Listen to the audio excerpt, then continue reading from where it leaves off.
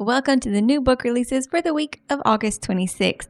I am very excited for one of these. Okay, there are several good ones on this list. Obviously, that's why I'm bringing them to you. But one I really wish I could get to sooner than I probably will. Because it just sounds, and there's two of them that sound like they could be in different genres maybe, like they blur those lines. There will be timestamps per genre that we talk about, and I just hope you're able to find something fun to pick up off this list. I'm Morgan, by the way, if this is your first time here, and please forgive me for anybody's names that I will mispronounce. We will start this week with fantasy. Our first book up is one that if you've been on BookTube, you might have already heard about, but it is getting trad published now. The first ones of the series they've already announced, like over the next 3 months. This is Dungeon Crawler Carl by Matt Denneman, and I will eventually start this, and will with the audiobook, because I have heard that the audiobook is just spectacular with its narrator and how he does it. What this book is about, though, is you know what's worse than breaking up with your girlfriend? Being stuck with her prize-winning show cat. And you know what's worse than that? An alien invasion, the destruction of all man-made structures on Earth, and the systematic exploitation of all the survivors for a sadistic intergalactic game show. That's what. Join Coast Guard vet Carl and his ex-girlfriend's cat, Princess Donut, as they try to survive at the end of the world, or just get to the next level, in a video game-like trap-filled fantasy dungeon. A dungeon that's actually the set of a reality television show with countless viewers across the galaxy, exploding goblins, magical potions, deadly drug-dealing llamas. This ain't your ordinary game show. Next is Between Dragons and Their Wrath by Devin Madison. When dragons rage, chaos reigns. Conquest built the Celeste Basin. Now enemies once more threaten its borders, but when the Lord Reacher declares himself supreme ruler to enforce unity, old angers erupt, threatening to tear the basin apart from within. Tesha, a Glassboro's apprentice with a talent for poison work, becomes a false tribute bride as part of a desperate political plot. Nolly, a laundress to an eccentric alchemist, a job that has left her with strange new abilities that are slowly consuming her and attracting the notice of the city's underground rulers. And in the desolate Shield Mountains, sharp-shooting dragon rider Ashadi protects the basin from the monsters of the sands beyond, but when an impossible shot pierces his dragon glass scales, he becomes the hunted one. I should have written down what the series is called, but that's the first one in a series that starts with the Shattered Kingdom, Shattered Realms. My brain's saying Shattered Plains, but that's not right. Moving on, though, into one that could also maybe go in the sci-fi genre, alternate. I think it's fantasy more because it's an alternate world. I don't know that it's us like it all, but okay. This is Alteration by S.E. Wheeler. The letter arrives, Undyne's final assignment in her teaching program that will finally secure her future on the Isle of Mardana. The process has been difficult due mainly to her father's Nardinian bloodline, but also the legacy her mother left in the wake of her death. But this final step will put all of that in the past where it belongs, and Undyne will settle into her place on the Isle. But there's a problem. She has been assigned to teach at Regiatis, an underwater school in deep Nardania. Not only is Nardania dangerous, especially for Undyne, but her assignment to the depths throws her plans into chaos and pulls her into a riptide of discoveries about herself, her isle, and the spiritual power of the ocean itself. Our last one in fantasy could also maybe cross the line to romantasy, but it sounds more humor fantasy, maybe with a romantic-ish subplot. I have to read it to find out for sure, because that is Long Live Evil by Sarah Reese Brennan. When her whole life collapsed, Ray still had books. Dying, she seizes a second chance at living, a magical bargain that's let her enter the world of her favorite fantasy series.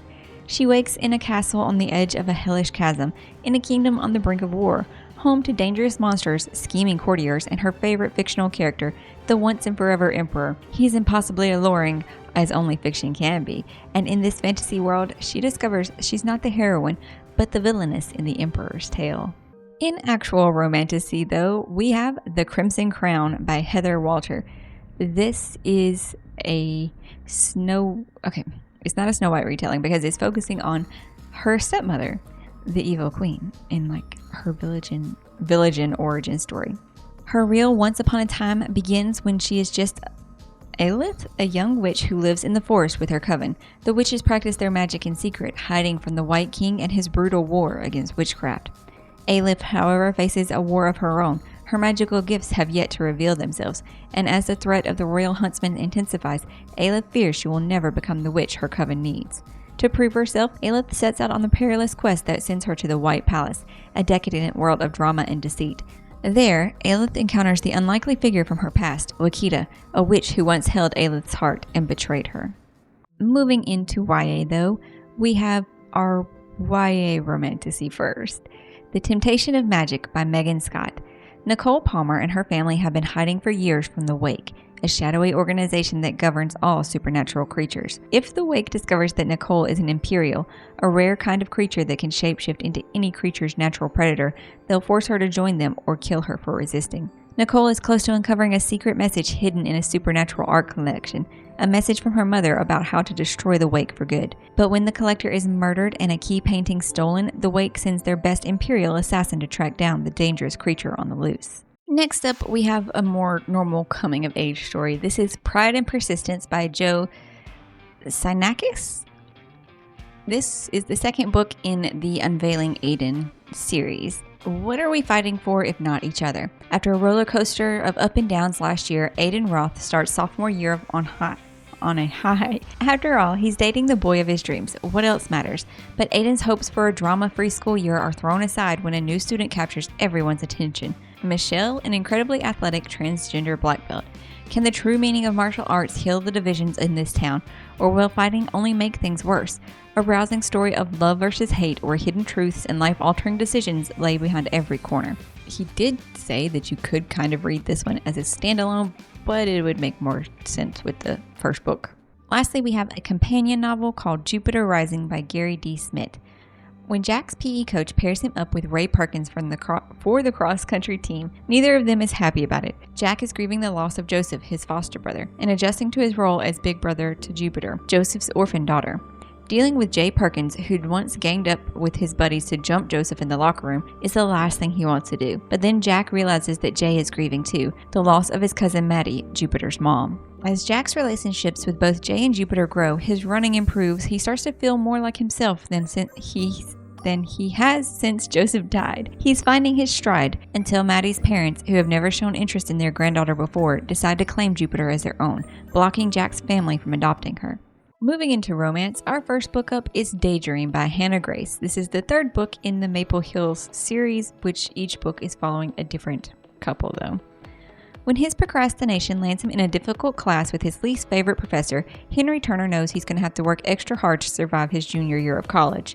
And now, with his new title of captain for the hockey team, which he didn't even want, Henry absolutely cannot fail. Enter Haley Jacobs, a fellow junior who finds herself befriended by Henry when he accidentally crashes her book club. That sounds adorable. Haley may not have the romantic pursuits of her favorite fictional leads, but she's an academic superstar, and as soon as she hears about Henry's problems with his class reading material, she offers to help.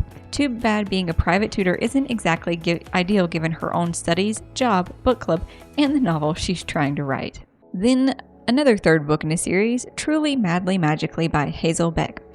This one is a small town paranormal witchy romance. This one, though, is following Elwyn and Xander, and while the other one is probably one that you could read at any point, this one you should totally read the first two books to understand what is even happening. A witch cursed to tell the truth, and the man who won't let her lie to herself anymore. Moving on to Given Our History by Kristen J. Miller. Assistant Professor Carla Fernsby is nothing if not driven. She's wanted to teach history since she was 14, and she hasn't let anything stand in her way, not even the love of her life. And it all paid off in the end because she's landed a well-paid position at a private liberal arts college fresh out of grad school, and this year she's finally up for tenure. When Theodore Harrison is brought on for a fall semester as a visiting scholar, it's an unexpected blast from Carla's past. She hasn't spoken to Teddy since rejecting him over a phone call 10 years ago. Now that he's here, she's reminded of their time together. At every turn, autumn spent at a sleepaway camp in Blue Ridge Mountains, trading battered history books and burned CDs with the quiet, dark-haired boy she once fell in love with. We have a suspenseful horror book next called The Madness by Dawn Kurtik. Beware of what waits in the shadows. With one unexpected email from her estranged best friend Lucy, Mina Murray's carefully curated life is turned upside down. Leaving behind her psychiatric practice in London, she returns home to the Winsett shores of Wales. Faced with everything she's left behind, she soon discovers that Lucy's symptoms mirror those of her mysterious amnesiac patient hundreds of miles away. With nothing but an untreatable sickness connecting the two women and with Lucy's life on the line, Mina finds herself asking questions and being drawn ever deeper into a web of secrets, missing girls, and the powerful nameless forces center, one that's been haunting her for years.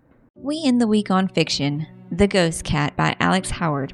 Early morning, 1902. At 77 Marchmont Crescent, Edith, the charlady, tips coal into a fire grate and sets it alight. Overhearing, Grimalkin the cat ambles over to curl up against the welcome heat and lick his favorite human's hand.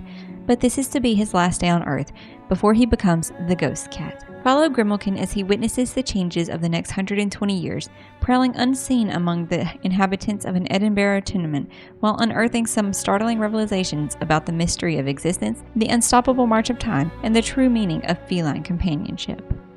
It sounds a little sad, but I hope it is more heartfelt, touching, upbeat.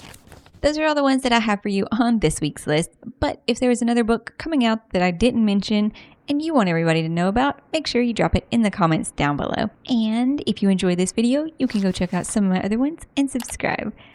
I hope though that you found something awesome to read today, and I'll see you in the next one.